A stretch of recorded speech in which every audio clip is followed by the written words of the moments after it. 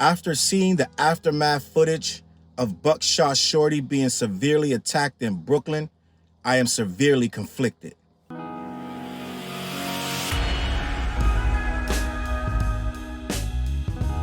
What up, world? Your boy Charles Brown back again, talking facts. Hit the like button, hit the subscribe, hit the notification bell. Keep sending those Cashapp to CLBMG, gang. I am conflicted, gang.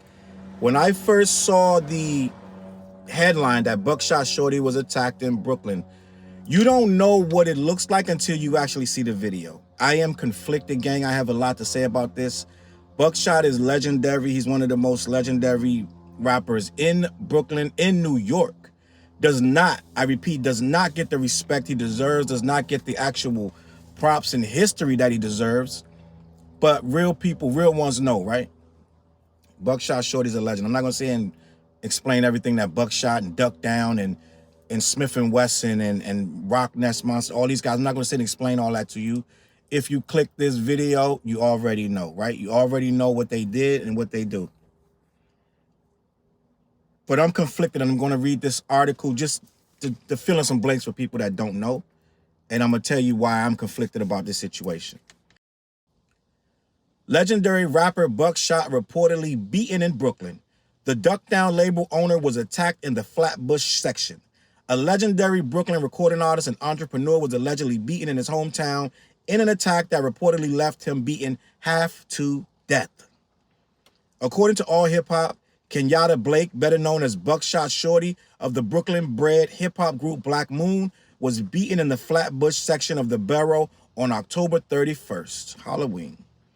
A Facebook user named Sister Asia Wildenbohr alerted the world about the news when she left a message on her page. In a now deleted post, she had a picture with Buckshot in the caption, "Please pray for Buckshot of Boot Camp Click.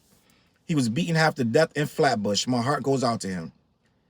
Black Moon Group member DJ Evil D has confirmed to Black Enterprise that Buckshot is home and resting. The rapper, who is one of the first recording artists in hip-hop to not only start his own label but incorporate a roster of other talented rappers, started his career in business after releasing the single and video Who Got the Props in 1992. I remember that video. It struck me. It changed hip-hop forever.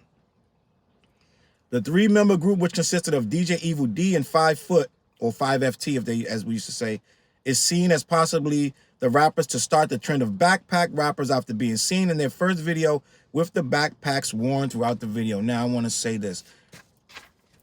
From all accounts, Buckshot is a humble person. I met Buckshot in real life. I didn't really talk to him, but when I used to promote shows, I did KRS-One and Buckshot Shorty when they used to do shows together. I think they were dropping an album together, and I promoted that event. He didn't have any airs. He didn't come with any type of weird demands. He was a cool brother, down to earth. I'm just going to say that. He really was pleasant to work with, and I have nothing bad to say.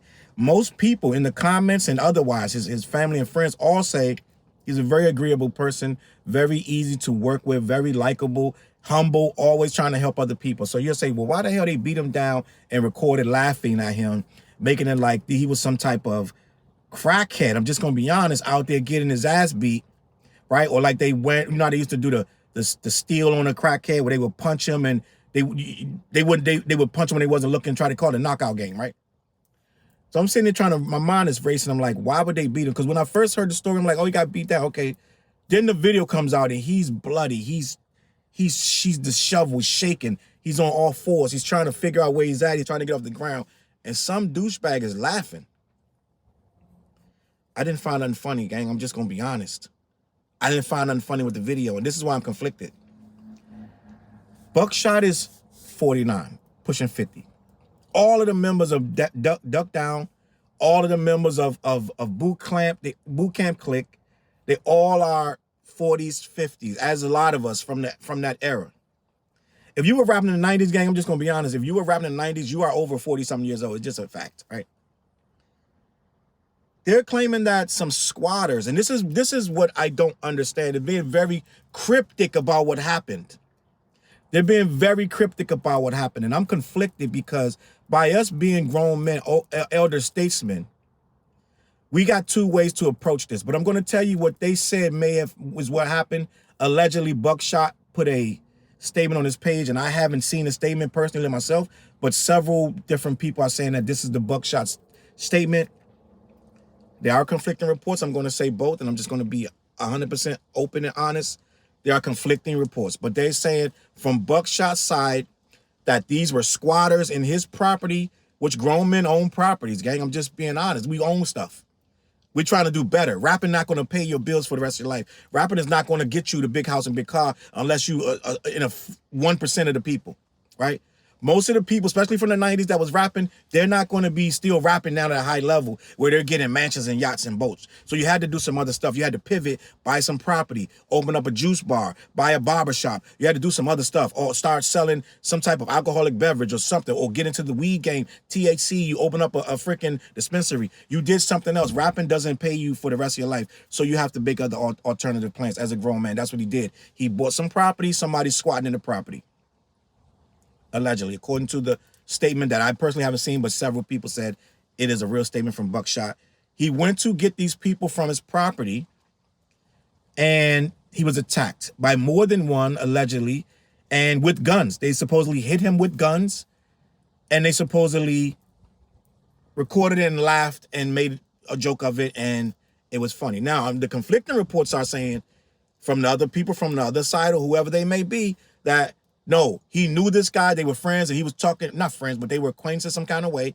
And when he went over there, he was talking all kind of junk to this guy, and the dude beat him up one-on-one, and that's the result, and that's why they filmed it in, and that's why it was funny. Now, I'm going to be honest. The injuries I saw in Buckshot, you don't do that one-on-one. You're not leaking. You're not bleeding. Your eye isn't busted. You're not unable to move. You're not that ginger. A one-on-one fight, he might got a busted eye. He might got a lip. He might got an injury. But that looked like somebody that got beat within an inch of his life. That's not a one-on-one, gang. I'm just going to be honest. That's not a one-on-one. And if it is a one-on-one, let's just be real. If I beat you to the point you're leaking and you can't get off the ground, and every time you try to move, you fall back down, you're looking like you're on death's door and they got to take you to the hospital, I did too much.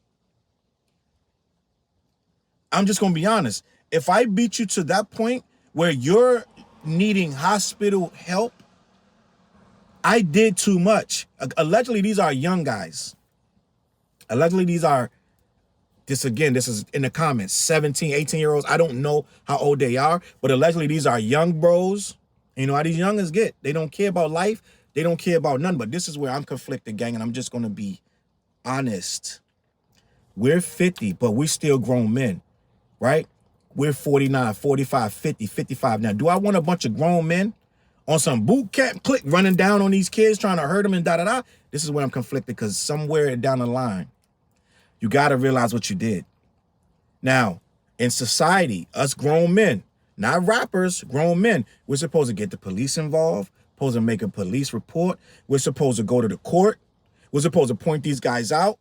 We're supposed to make sure justice is served. That's what we're supposed to do as citizens who own property, businessmen. We're in our 50s. We're elder statesmen. We're gentlemen, right? We're supposed to follow that through the letter of the law. But this is the confliction, gang. Buckshot got to walk these streets. He got to hold his head up high. He can't be out here owning property and trying to handle his business when they know he just went to the police trying to settle a problem that was in the streets when he's supposed to be Buckshot Shorty. This is my problem, and I don't want that. And that's what I'm telling you, I'm conflicted. These are young people. They're supposed to be dealt with in a young way where, yo, you're supposed to mold them, da-da-da-da-da. Oh, yeah, let's just show you the error of your ways, sit them down in jail for a little bit, let them learn. No, but at the same time, I'm like, gang, you really violated this man. He got family that love him. He got people that love him. He walked these streets. He put this place on the map. Be honest, nobody was putting on Brooklyn like he was. Big Daddy Kane was saying Brooklyn, but Brooklyn, between the time of Buckshot and Kane, Brooklyn wasn't the same. It wasn't looked at the same. When Buckshot and them came, they put Brooklyn back on the map for real, to the point what it is this day. So you can't attack him in his hometown that he made famous for what it is today. It's disrespect. You have no respect for this man or his life. At this point, I'm like, dog, I don't want to condone violence. I don't want people out here risking their freedom. But at the same time, they had no regard for this man. Do I want us as elder statesmen to look like you can do anything to us and we just gonna run to the cops? Is that the message we want to send for Brooklyn? We run into the cops? No, I don't want that message either. I'm conflicted, gang, and I'm gonna let y'all help me out in the comments. Because a lot of people saying it needs to be dealt with, it needs to be revenge. Now, do I want 50-year-old men running down on some youngers that just might shoot? I don't know if I want that either, gang. So we gotta figure this out. More violence gonna be getting more violence. If they beat them down with guns, I'm gonna just go on a limb and say they probably will use them guns. So now what do? We strap up 15 deep, 20 deep, the whole boot camp clique or whoever they youngest, their nephews, because you know his nephews is probably got problems. His cousins, they probably like, yo, we going. So now you're talking a war, right? Now you're talking this gun, that gun, right? You know how Raekwon say, when you play with guns, son, when you play with guns, yo, you're going against your own. So I'm conflicted. At the same time, these dudes have no respect. They're playing by street rules. When you pistol whip somebody, that is the ultimate disrespect. You're saying, I don't care about nothing. I don't care about your life. I don't care about nothing. You can't always deal with people that don't care about nothing in a logical, very soft or legal way. So I am conflicted. I'm going to let y'all tell me what should be done, because I don't want to send my nephews on a crash out mission. I don't want to send the uncles and granddads that got to make it home to them babies on a crash out mission to teach these youngers a lesson either. But at the same time, who's going to teach them a lesson? The police going to teach them the lesson, right? Now, the police go in there, some of them might not make it out. When the police go to get these youngins, some of them might not make it out that house. I'm just going to be honest with you. So we got to figure out the middle ground. Me personally, I'm just going to give you my opinion. I am not a person that condones violence of any kind, but at the same time, I'm trying to find a good word to say, I'm not a sucker. I ain't never been a sucker. So you're not going to just do anything. You know what I'm saying? So I'm conflicted. I'm not a crash dummy either. We as a people got to decide what's more important, that rep in the street, crashing out, or elevating and being around for your grandkids, right? I think Buckshot needs to heal. I think he needs to get his mind. Buckshot don't need to do anything. He doesn't need to retaliate. He doesn't need to respond in any kind of way. He need to let the streets, because the streets going to do what the street do. Nothing I say, nothing you say, nothing nobody say going to stop the streets. And I'm just going to tell you my opinion. I think the streets not listening to nobody. I think the streets already on it. I think there may be a resolution within the next 7 days, right? Think about it. If I know that these dudes, whatever their name is, whoever they is, they up in the house, then what else we talking about? It don't take no 6 weeks to handle that situation. So what I'm saying is the streets gonna do what the streets gonna do. I don't want grown men running out, crashing out over some hip hop. Oh, he a legend, da-da-da. We don't need that. But we do need these guys to understand what they did in the era of their ways. You're not going to be just running up on these elder statesmen doing anything to them. So like I said, I am conflicted. I'm going to let whatever play out, play out. I'm not going to try to incite anything one way or the other. I ain't going to say get well, Buckshot. When I saw that video, bro, I'm not a crier. That junk, bro, I didn't cry, but it made me well up. I'm like, yo, dog, why you beat this man like this, gang? That's crazy to me. I just don't like seeing people like that in any situation, just to be honest. If they don't deserve it, I don't like to see that. And I guarantee you, even if he was talking junk to the guy, like they quiet, he was talking junk to a guy and he realized you can't talk crazy to these young guys.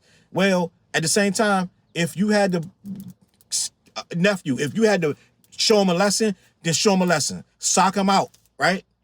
You could have socked him out. That didn't look like you socked him out. That looked like a couple guys stomped him. He was down and they kept stomping him. Then the guy whipped out the camera. Now you're trying to embarrass him, right? But the guy that did the camera work, he got to explain some stuff. The guy that whoever hit him with the guns, they got to explain some stuff to somebody. I'm going to let New York handle what New York got to do. And I'm going to leave it at that. I wish peace in the streets for everybody. How about that? Peace in the streets for everybody.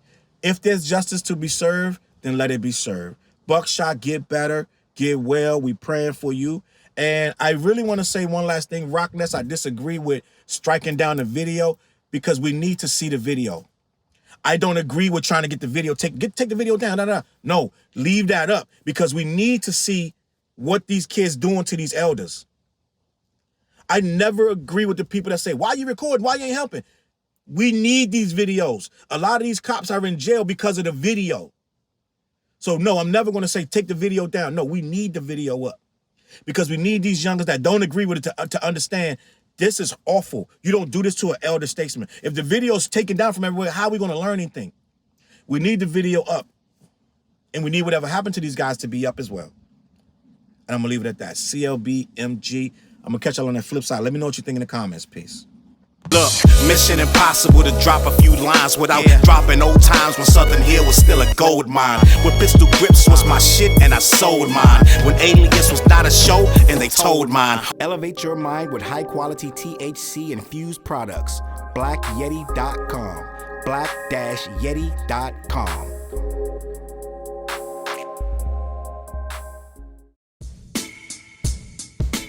CLB.